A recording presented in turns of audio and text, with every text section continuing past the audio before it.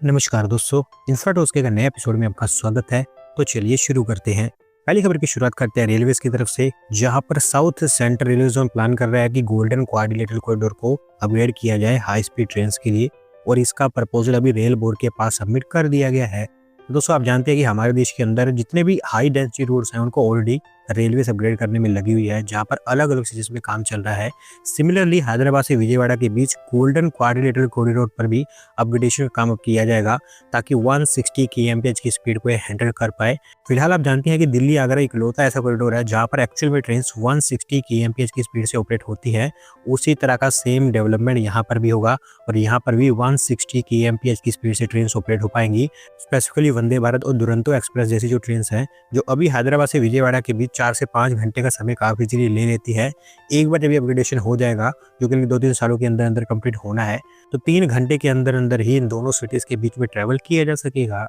अगली दोस्तों अपडेट केरला से है, जहां पर दोस्तों कोची टेक्नो पार्क के अंदर केरला का सबसे बड़ा इंटीग्रेटेड आईटी टाउनशिप डेवलप किया जाएगा, और इसको लेकर सारे के सारे प्रीलिमिनरी वर्क्स कंप्लीट हो चुके हैं और जनवरी में इसका कंस्ट्रक्शन स्टार्ट होगा। तो दोस्तों, इस प्रोजेक्ट का नाम क्वाड रखा गया है, जहां पर प्रीमियम आईटी और कमर्शियल एसेट्स डेवलप की जाएंगी। स्पेसिफिकली टेक्नो पार्क फेज 4 के अंदर 30 एकड़ के एरिया में फैला होगा, और कई सारी मल्टीपल बिल्डिंग्स यहाँ पर बनकर तैयार होंगी, जिनका कुल मिलाकर built up area 40 lakh square feet का होगा। कमर्शियल, रेजिडेंशियल और लाइफस्टाइल अमेनिटीज सारी की सारी आपको एक ही जगह पर देखने को मिलेंगी। 1600 करोड़ रुपीज के आसपास यहाँ पर इन्वेस्टमेंट हो पाएगी, और 6000 के आसपास जॉब्स इसके थ्रू जनरेट हो पाएंगी। अगली दोस्त अपडेट शिप बिल्डिंग को लेकर है, जिसको लेकर भारत सरकार के द्वारा 2 नई स्कीम्स रोल आउट कर दी गई है, और इसके थ्रू भारत सरकार का टारगेट है कि डोमेस्टिक शिप बिल्डिंग को ग्रो करके ग्लोबली कम्पिटिटिव बनाया जाए। तो दोस्तों, अगर आपको मैं थोड़ा सा डिटेल में बताऊं, तो एक स्कीम का नाम ship building financial assistance development है, जिसका फाइनेंशियल आउटले 24,736 करोड़ रुपीज का रखा गया है, जहां पर हर एक वेसल की मैन्युफैक्चरिंग के ऊपर भारत सरकार 15 से 25% फाइनेंशियल असिस्टेंस देगी। दूसरी स्कीम का नाम शिप बिल्डिंग डेवलपमेंट स्कीम रखा गया है, जहां पर 19,989 करोड़ रुपीस का फाइनेंशियल आउटले बनाया गया है, और इसके अंतर्गत ग्रीनफील्ड शिप बिल्डिंग क्लस्टर्स और ब्राउनफील्ड शिपयार्ड्स की एक्सपांशन और मॉडर्नाइजेशन को भारत सरकार सपोर्ट करेगी।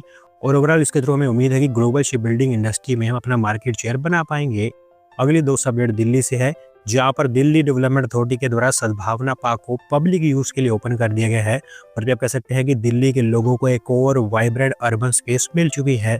तो सद्भावना पार्क महात्मा गांधी रोड के पास बनाया गया है, जो फैला है ओवरऑल 11 एकड़ के एरिया में। हालांकि जून में इसका इनोवेशन कर दिया गया था लेफ्टिनेंट गवर्नर के द्वारा, पर क्योंकि बहुत सारी फैसिलिटीज अंडर कंस्ट्रक्शन थी, तो लोगों के लिए इसको खोला ही नहीं गया था।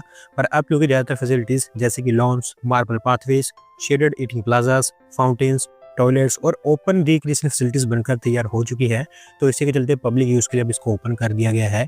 क्लॉक टावर का कंस्ट्रक्शन अभी यहाँ पर किया जा रहा है, जो ऑलमोस्ट आधा कंप्लीट हो चुका है। अटल बिहारी वाजपेयी जी की एक स्टैचू भी यहाँ पर लगाई जाएगी, जिसके अगल बगल एक वाटर बॉडी होगी, और आगे चलकर एक फूड वैन फैसिलिटी भी यहाँ पर सेटअप की जाएगी। अगली दोस्तों फिर से अपडेट रेलवे की तरफ से है, जहाँ पर दोस्तों रेल बोर्ड ने एक नई ट्रेन सर्विस अप्रूव कर दी है मुंबई से बेंगलोर के बीच, और ये एक बाई वीकली ट्रेन सर्विस होगी। तो दोस्तों, यूजुअली आपने देखा है कि हमारे देश के अंदर 2 सिटीज के बीच railway high priority fast train को ऑपरेट करती है, लेकिन मुंबई से बेंगलोर के बीच में ये केस नहीं था। ऑलमोस्ट 30 सालों से लोग यहाँ पर वेट कर रहे थे, तो भी फिलहाल रेलवे ने इस बाई वीकली ट्रेन सर्विस को अप्रूव तो कर दिया है, जो कि लोकमान्य तिलक टर्मिनस से एसएमवीटी बेंगलोर के बीच ऑपरेट होगी। 17 एलएचबी कोचेस के साथ ऑपरेट होगी, जहां पर तुमकुरू, हुबली, बेलगावी, सतारा, पुणे, करजत और कल्याण जैसे बहुत सारे स्टेशन को स्टॉपेजेस के रूप में इंक्लूड किया गया है। 24 घंटे की ये जर्नी होगी, और इस रूट पर ऑपरेट होने वाली ये फास्टेस्ट ट्रेन नहीं होगी, क्योंकि उद्यान एक्सप्रेस जो कि कई सालों से ऑपरेट हो रही है, वो अभी भी यहाँ पर फास्टेस्ट ट्रेन ही होगी। अगली दोस्तों अपडेट बिहार से है, जहां पर स्टेट का पहला सुपर कंप्यूटर सेटअप कर दिया गया है आईआईटी पटना के अंदर, और इसके चलते आईआईटी पटना के अंदर ओवरऑल रिसर्च कैपेबिलिटीज आपको और इन्हांस होती हुई दिखाई देंगी। दोस्तों बेसिकली यहाँ पर परम रुद्र सुपर कंप्यूटर सेटअप किया गया है, जो हिस्सा है नेशनल सुपर कंप्यूटिंग मिशन का। 838 टेराफ्लॉप्स की इसकी पीक कंप्यूटिंग परफॉर्मेंस बताई गई है। ओवरऑल इसके चलते artificial intelligence, machine learning, quantum computing, weather and climate, drug discovery और क्रिप्टोग्राफी जैसे अलग अलग एरियाज में सुपर कंप्यूटर का इस्तेमाल होगा। अगली दोस्त अपडेट विशाखापट्टनम रेलवे स्टेशन की रिडेवलपमेंट को लेकर है, जहां पर साउथ कोस्ट रेलवे जोन ने इसका रिवाइज प्लान तैयार कर दिया है रिडेवलपमेंट को लेकर, और फाइनल अप्रूवल के लिए अभी इसे रेल बोर्ड के पास में भी सबमिट किया गया है।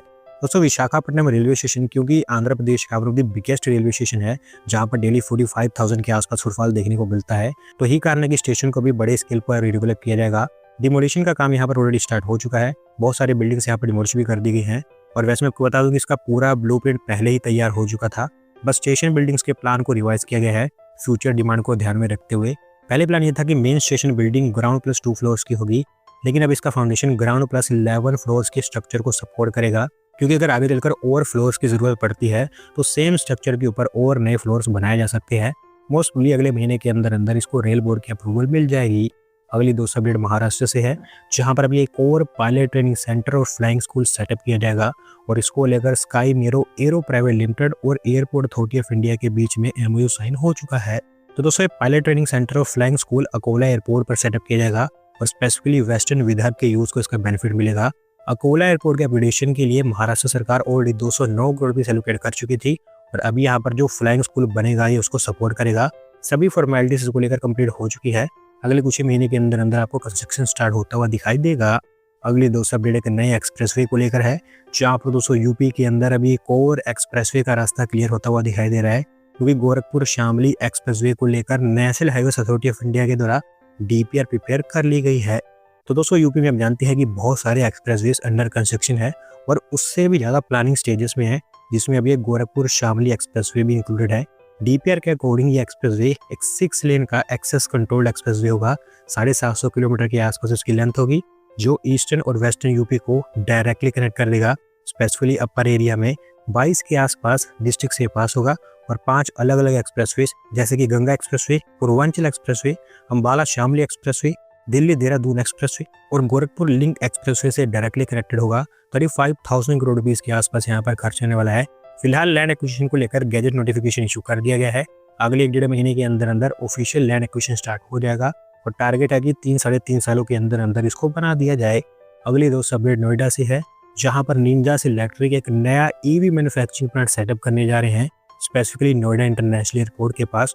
और इसके लिए Yamuna expressway industrial development authority ने 20,000 स्क्वायर मीटर्स ऑफ लैंड इनको दे दी है। तो दोस्तों, ये प्लांट स्पेसिफिकली सेक्टर 8D में बनकर तैयार होगा, जहां पर इनिशियली ईवी चार्जर्स और सोलर पावर बैंक्स मैन्युफैक्चर किए जाएंगे, जिनका इस्तेमाल 2 व्हीलर्स, 3 व्हीलर्स और लाइट कमर्शियल व्हीकल्स में होगा।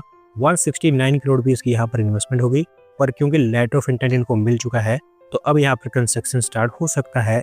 आज की दोस्तों आखिरी अपडेट भी हमारी रेलवेज की तरफ से है, जहाँ पर साउथ ईस्टर्न रेलवे जोन का rail bridge plan rail board ने अप्रूव कर दिया है और अभी हावड़ा खड़गपुर सेक्शन पर ब्रिज नंबर 57 को रिबिल्ड किया जाएगा। तो दोस्तों, ये एग्जिस्टिंग ब्रिज, जिसको ब्रिज नंबर 57 भी कहा जाता है, ये ऑलमोस्ट 5-6 दशकों से यहाँ पर हैवी रेल ट्रैफिक को हैंडल करते आ रहा है, लेकिन अभी के समय में मॉडर्न सेफ्टी स्टैंडर्ड्स को मीट करने के लिए जरूरी हो चुका है कि इसका एग्जिस्टिंग स्ट्रक्चर रिप्लेस किया जाए। एक डाइवर्टेड अलाइनमेंट पर एक नया स्ट्रक्चर यहाँ पर तैयार होगा, जहाँ पर वायडक्ट भी बिल्कुल नए तरीके से ही बनाया जाएगा। 431.76 करोड़ रुपीज खर्च किए जाएंगे इसको बनाने के लिए और एक बार जब तैयार हो जाता है तो और हैवी ट्रेन के साथ साथ तेज ट्रेन को भी ये हैंडल कर पाएगा। दोस्तों, आज की वीडियो में बस इतना ही। अगर आप अपनी तरफ से अपडेट सबमिट करना चाहते हैं तो डिस्क्रिप्शन में दिए गए लिंक पर क्लिक करके सबमिट कर सकते हैं। अगर आज की वीडियो पसंद आई हो तो वीडियो को लाइक करें, चैनल को सब्सक्राइब करें। धन्यवाद वीडियो को देखने के लिए।